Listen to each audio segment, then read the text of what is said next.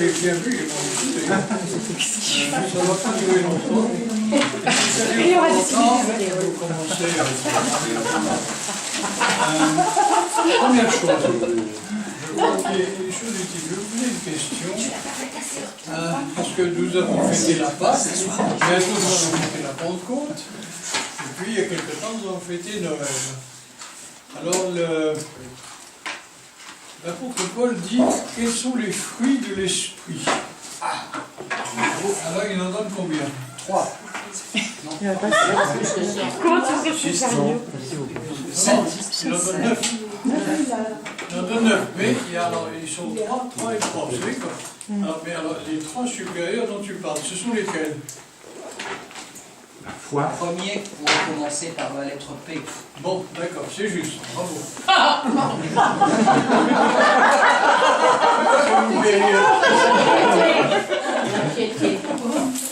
Le deuxième? Bon, je dirais comme le début de celui qui vous parle, le début du prénom de celui qui vous parle. Juste, voilà. Le troisième, comme le début de Christ, par exemple. Bon, alors, il a raison. Les fruits de l'esprit, c'est la paix, la joie et l'amour. Voilà. Oui, c'est les 3 fruits supérieurs. Voilà. Alors, si vous regardez bien les fêtes essentielles du christianisme, Noël correspond à quoi? La paix. Bravo. La Pâque correspond à quoi? La joie. La Pentecôte?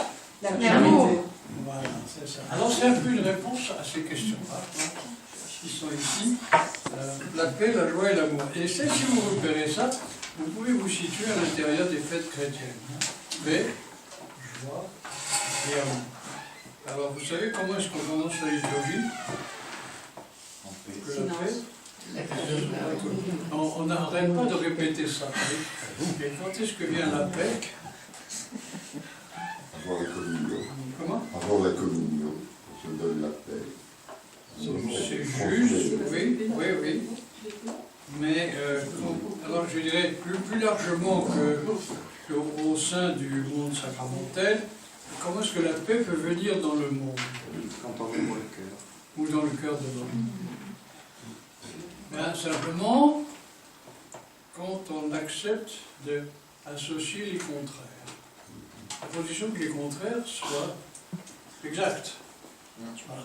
Est-ce que vous connaissez un certain apôtre Paul? Vous connaissez l'Épître aux Romains, l'apôtre Paul? Bon, lisez là, c'est un chef-d'œuvre de théologie et de dialectique, comme ça. Alors il situe les Juifs et puis Les Grecs. bravo. Ce qu'on appelait à l'époque les gentils, c'est ça, exactement. Les Grecs. Voilà, les Juifs ou les Grecs, c'est ça. Alors, il dit, voilà, les Juifs sont assis, et puis il les met de manière tout à fait aiguë, exactement dans leur statut, dans leur pensée. Et après, il met les Juifs de l'autre côté, il dit, ils sont inconciliables avec les Juifs, ce sont les Grecs, comme ça, et il les met dans leur statut. Alors il dit, mettons-les ensemble, comment est-ce qu'on peut résoudre la difficulté de leur opposition, de leur contradiction? Comment est-ce qu'on peut faire? Par l'amour. L'union, l'amour. La paix. Le partage. Le Christ. La croix. Le partage. Dieu chrétien. Le Christ. Manger ensemble. Oui, c'est tout ça, c'est possible. Il parle de la croix, je dis. Oui, exactement, oui, c'est la croix. ben, l'universalisme du Christ. C'est ça. Alors, parce que la dialectique fait qu'ils s'opposent, il n'y a aucune synthèse possible en dehors de la croix. Intéressant, hein? Alors, pourquoi je vous dis tout ça, je ne sais pas.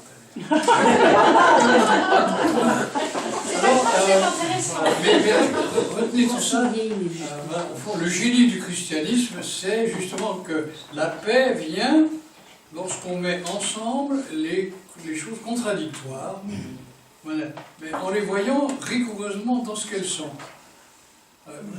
Il vous a parlé hier de Saint Grégoire de Nazianze, notre président laïque Hubert.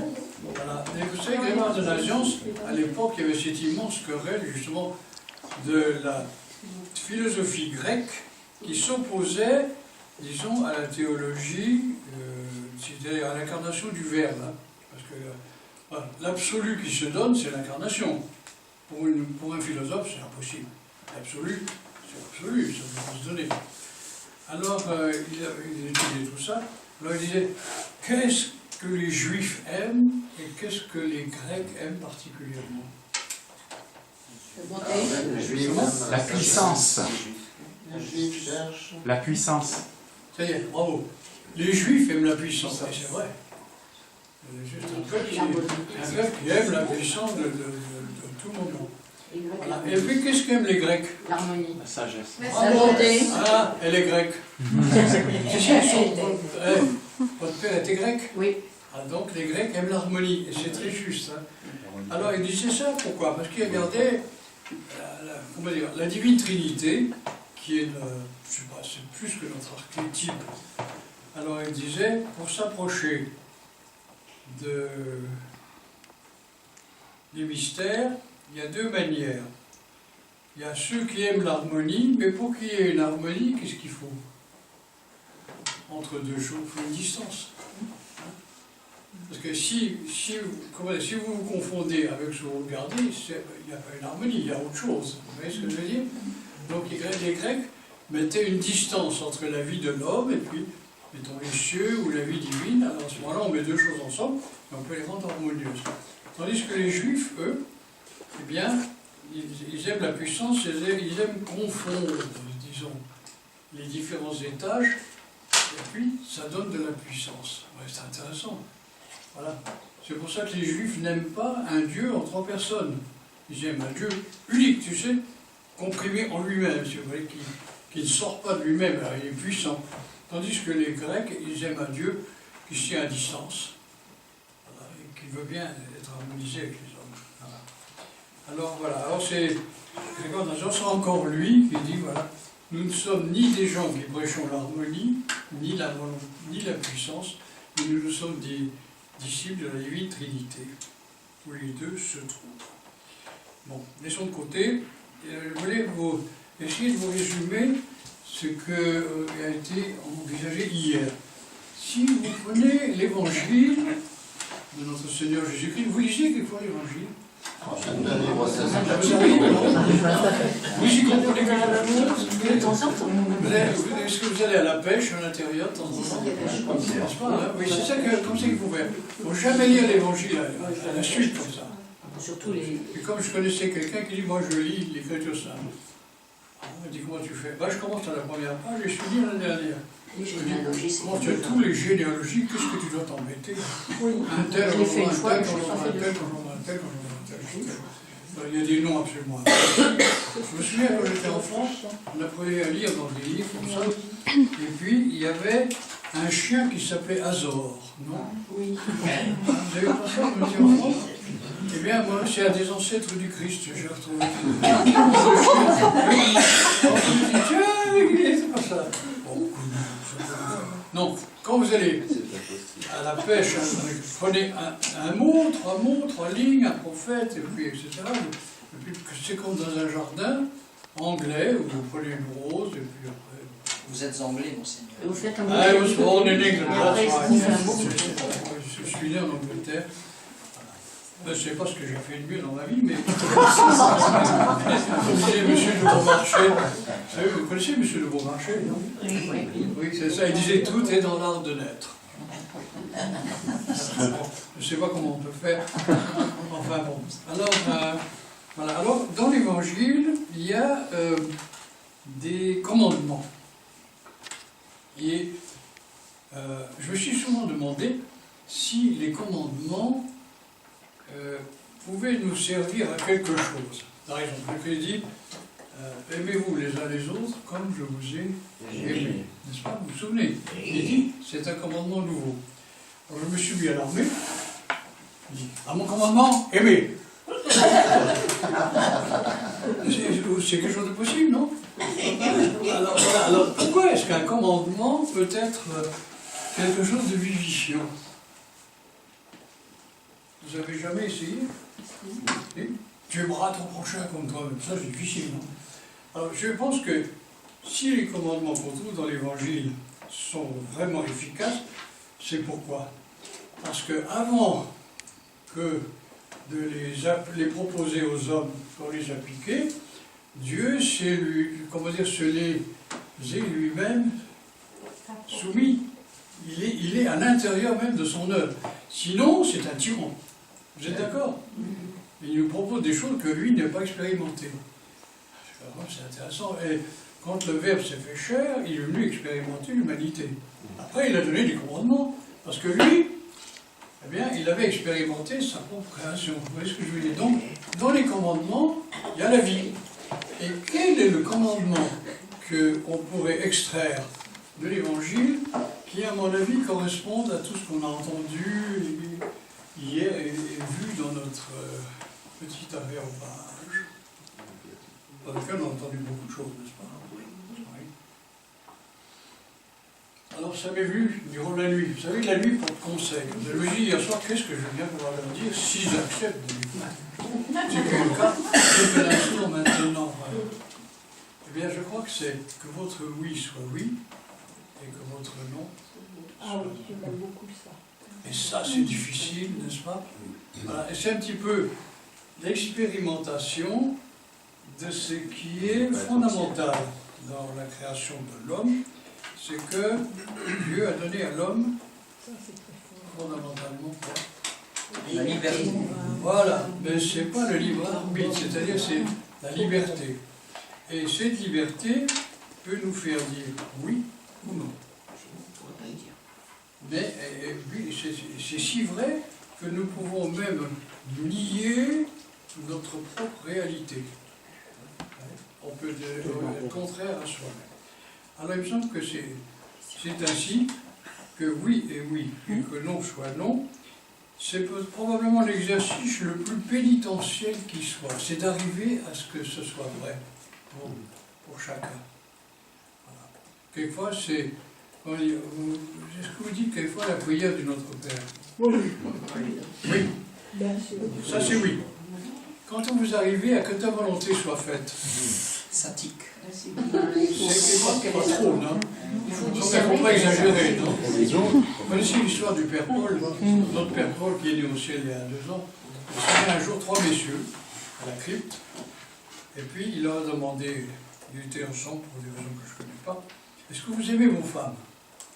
Oh oui, Moyen. bon. Après, 10 minutes et on pose une nouvelle question. Est-ce que vous donneriez votre vie pour vos femmes? Ah, il ne faut pas exagérer.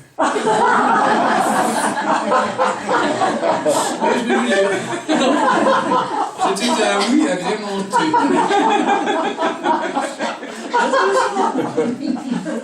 Voilà. Alors ici, nous sommes devant des questions qui se posent à notre être comme ça, et l'exercice pénitentiel, c'est la, comment dirais-je, dont a beaucoup parlé notre Spiridon, parce que c'est vrai, c'est le travail sur le pénitentiel, c'est-à-dire de tourner notre existence, notre être, vers la capacité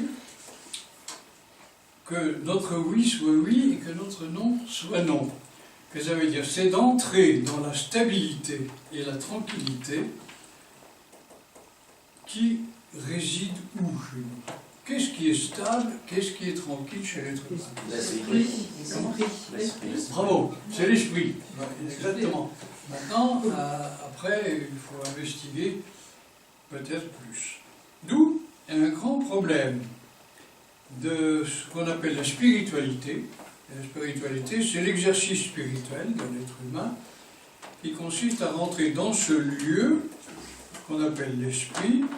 Et non seulement l'esprit a une caractéristique, c'est qu'il est stable, qu'il est tranquille, mais quelle est son autre caractéristique?